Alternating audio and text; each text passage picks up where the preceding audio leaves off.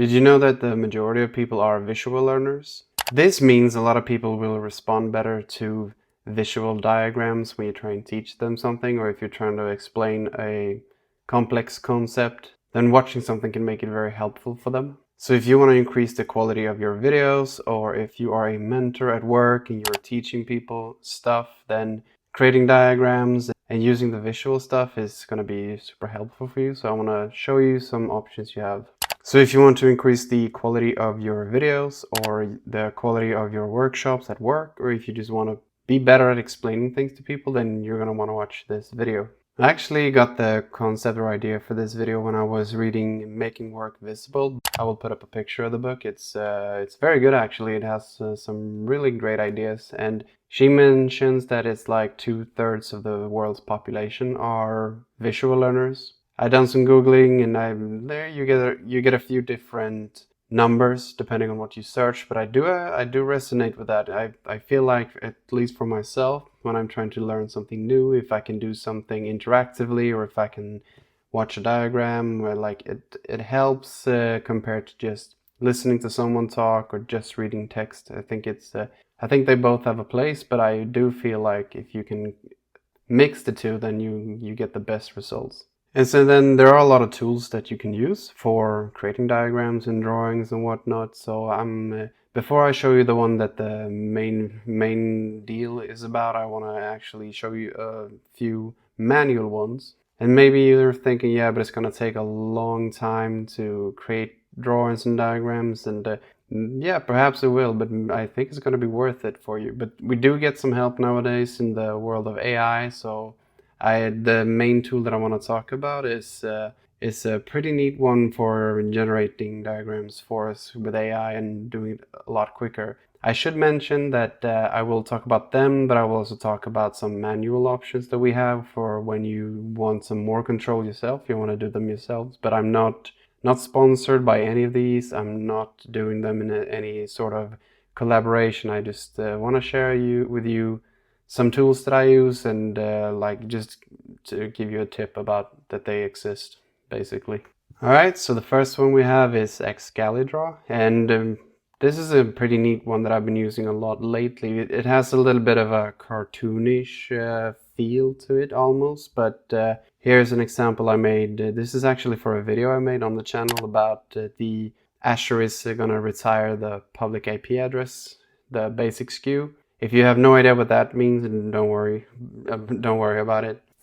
But this one I'm basically made to illustrate how an Azure NAT gateway can help you with subnet address translation, and sort of, I could just tell you straight off, or I could write it in a blog post and you could read just the text that would just say network address translation is something that happens when you take an internal IP address, and when that device on that network is communicating with a service on the internet, that service on the internet is going to see another public IP address. They're not going to see the private IP address, yada yada. It could make sense to you, but I think adding also this on top of that, then it makes it really clear that, okay, so I can see here's my service or my device on my local network, and I'm contacting some internet service like limbertech.com, and I can see the translation happening. Anyways, I've talked too much about network address translation. That's definitely not what this video is about. But I do like Excalidraw. It feels like it's very easy to use. It's very easy to, with the hotkeys, just generate new boxes and like arrows and whatnot. I've made some funky settings, so these are not the basic ones, but it doesn't take long to illustrate stuff, basically. And then the next one is draw.io, and it's quite easy to use, and I find it very good. So this one is from my consultancy work. It's basically we wanted to set up a workflow where we extract Microsoft Defender for Cloud recommendations and we upload them to a SharePoint site. And there's no secret customer information here. Zenit is the company that I work for, and that's not a secret. So, but basically that's a tool I've used at times before. Nowadays I pretty much default to Excalidraw because of its Visual Studio Code extension. But I've used this one as well, and it's pretty good. And then of course you have like the Microsoft Visio, which is the big Microsoft product for creating diagrams and drawings, and it's a lot more businessy or enterprisey perhaps. It's hidden behind a license, and it's a pay. I did talk about we do have AI nowadays, in case you haven't heard. And there's actually a pretty neat tool that I found, which I used in my last video. Just basically you describe what you want and you turn your words into diagrams. So instead of you being the painter or creator or whatever, you just describe what you want, and AI is going to create something for you. But yeah, basically formulating your thinking into ideas, and that turns into diagrams.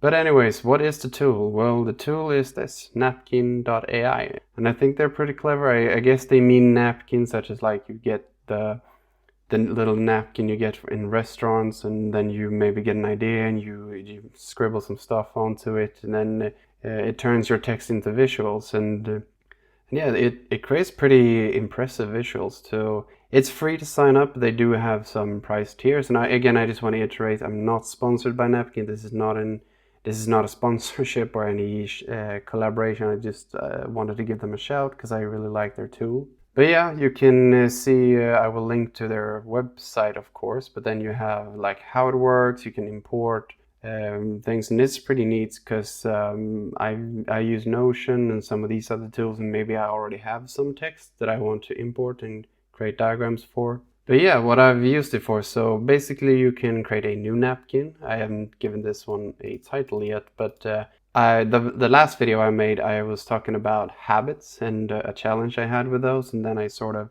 just wrote down kind of what was the challenge. And the challenge was I learned about things that are good for my health, and I apply it in my life, but then I forget about it, or I forget why it's beneficial, and then the good habit doesn't stick. And then it threw this out on me, and basically you get a lot of different options that you can choose from. This is one that made sense to me, and it kind of crystallizes what I was thinking. This one is also for that same video. I wanted to say that there's a lot of science behind habit trackers and journaling and your feelings and mood and writing down what you did that day and so forth. And it kind of made this 4-card diagram with a guy moving about. It's pretty neat, like I liked it. But we could do more stuff, and for example, let's say you are a personal trainer and you want to teach someone about how do you build muscle, for example. Let's try and do that now. So we could say something like,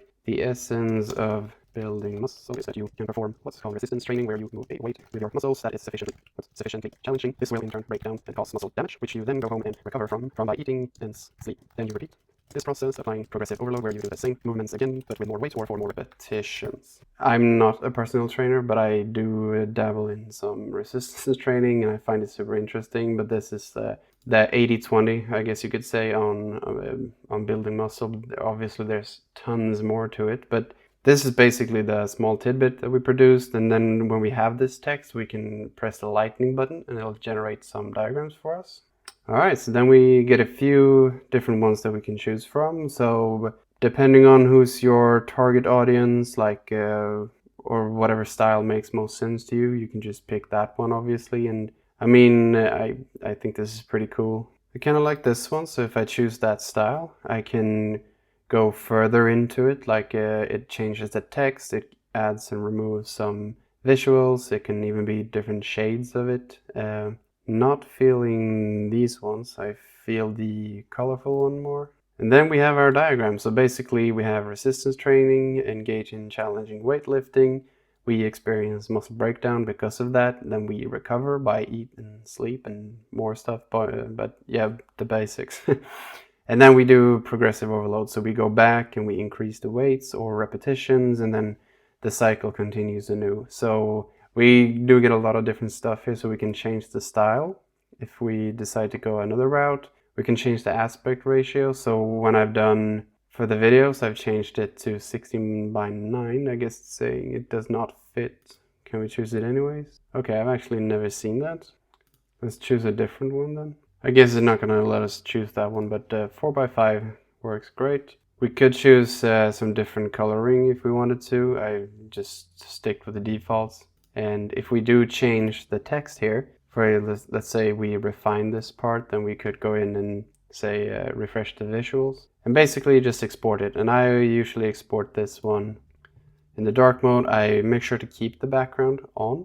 If you switch it off, I guess it's going to be transparent. And we're going to choose PNG. It's fine, we can download it. Then here it is, so I can use this in my next presentation. I'm not going to give a presentation on this, but you never know. We could also go into and change certain aspects. So maybe I don't like cycle of muscle building. Maybe I want to say just progressive overload and resistance training.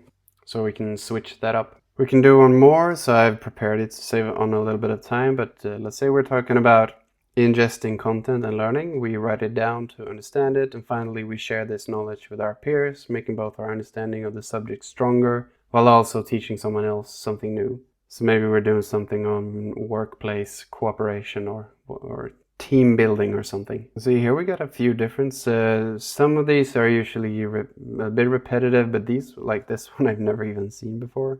And yeah, we'll do this one, I guess. And knowledge sharing is fine. Yeah, this is gonna let us change the aspect ratio we wanted. And then we have another diagram for this one where we can understand the basics of what we're talking about. And that's super helpful for when you're making videos. Maybe you want some B-roll, or if you're making a presentation at work, or just want to upgrade whatever content you're putting out there.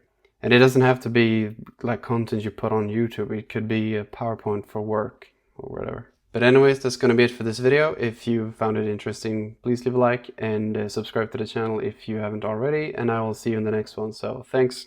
See you. Bye-bye.